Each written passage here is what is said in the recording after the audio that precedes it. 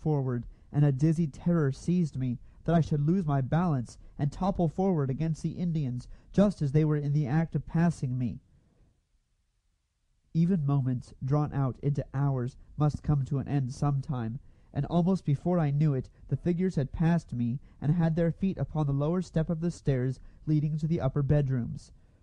There could not have been 6 inches between us, and yet I was conscious only of a current of cold air that followed them. They had not touched me, and I was convinced that they had not seen me. Even the trailing thing on the floor behind them had not touched my feet, as I had dreaded it would, and on such an occasion as this I was grateful even for the smallest mercies. The absence of the Indians from my immediate neighborhood brought little sense of relief. I stood shivering and shuddering in corner, and beyond being able to breathe more freely, I felt no whit less uncomfortable. Also, I was aware that a certain light, which, without apparent source or rays, had enabled me to follow their every gesture and movement, had gone out of the room with their departure. An unnatural darkness now filled the room and pervaded its every corner, so that I could barely make out the positions of the windows and the glass doors. As I said before, my condition was evidently an abnormal one. The capacity for feeling surprise seemed, as in dreams, to be wholly absent. My senses recorded with unusual accuracy every smallest occurrence, but I was able to draw only the simplest deductions. The Indians soon reached the top of the stairs, and there they halted for a moment. I had not the faintest clue as to their next movement. They appeared to hesitate. They were listening attentively. Then I heard one of them, who, by the weight of his soft tread, must have been the giant, cross the narrow corridor and enter the room directly overhead, my own little bedroom. But for the insistence of that unaccountable dread I had experienced there in the morning, I should at that very moment have been lying in the bed with the big Indian in the room standing beside me. For the space of 100 seconds there was silence, such as might have existed before the birth of sound.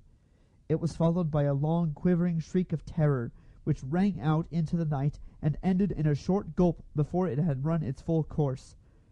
At the same moment the other Indian left his place at the head of the stairs and joined his companion in the bedroom. I heard the thing trailing behind him along the floor. A thud followed, as of something heavy falling, and then all became as still and silent as before.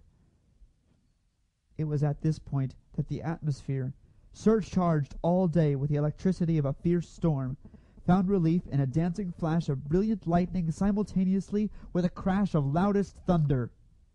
For 5 seconds every article in the room was visible to me with amazing distinctness, and through the windows I saw the tree trunks standing in solemn rows. The thunder pealed and echoed across the lake and among the distant islands, and the floodgates of heaven then opened and let out their rain in streaming torrents. The drops fell with a swift rushing sound upon the still waters of the lake, which leaped up to meet them, and pattered with a rattle of shot on the leaves of the maples and the roof of the cottage. A moment later, and another flash, even more brilliant and of longer duration than the first, lit up the sky from zenith to horizon, and bathed the room momentarily in dazzling whiteness. I could see the rain glistening on the leaves and branches outside. The wind rose suddenly, and in less than a minute the storm that had been gathering all day burst forth in its full fury. Above all the noisy voices of the elements, the slightest sounds in the room overhead made themselves heard, and in the few seconds of deep silence that followed the shriek of terror and pain, I was aware that the movements had commenced again. The men were leaving the room and approaching the top of the stairs. A short pause, and they began to descend. Behind them, tumbling from step to step, I could hear that trailing thing being dragged along. It had become ponderous. I awaited their approach with a degree of calmness, almost of apathy, which was only explicable on the ground that, after a certain point, nature applies her own anesthetic, and a merciful condition of numbness supervenes. On they came, step by step, nearer and nearer, with the shuffling sound of the burden behind growing louder as they approached. They were already halfway down the stairs when I was galvanized afresh into a condition of terror by the consideration of a new and horrible possibility. It was the reflection that if another vivid flash of lightning were to come when the shadowy procession was in the room, Perhaps when it was actually passing in front of me, I should see everything in detail, and worse, be seen myself. I could only hold my breath and wait while the minutes lengthened into hours, and the procession made its slow progress round the room. The Indians had reached the foot of the staircase.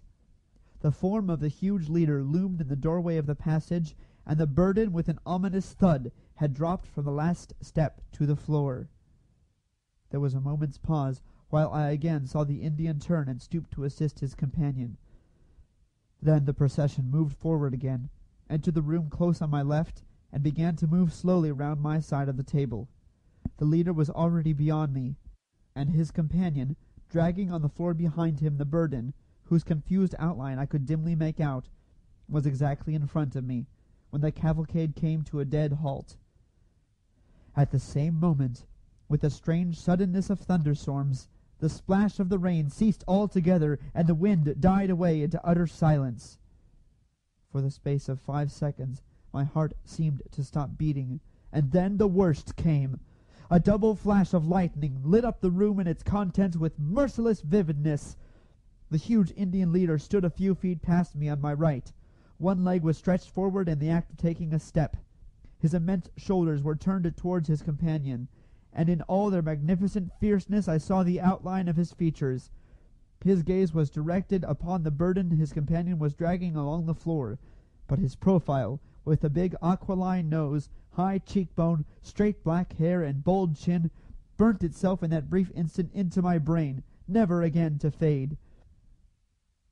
Dwarfish, compared with this gigantic figure, appeared the proportions of the other Indian, who, within 12 inches of my face, was stooping over the thing he was dragging in a position that lent to his person the additional horror of deformity. And the burden, lying upon a sweeping cedar branch, which he held and dragged by a long stem, was the body of a white man. The scalp had been neatly lifted, and blood lay in a broad smear upon the cheeks and forehead.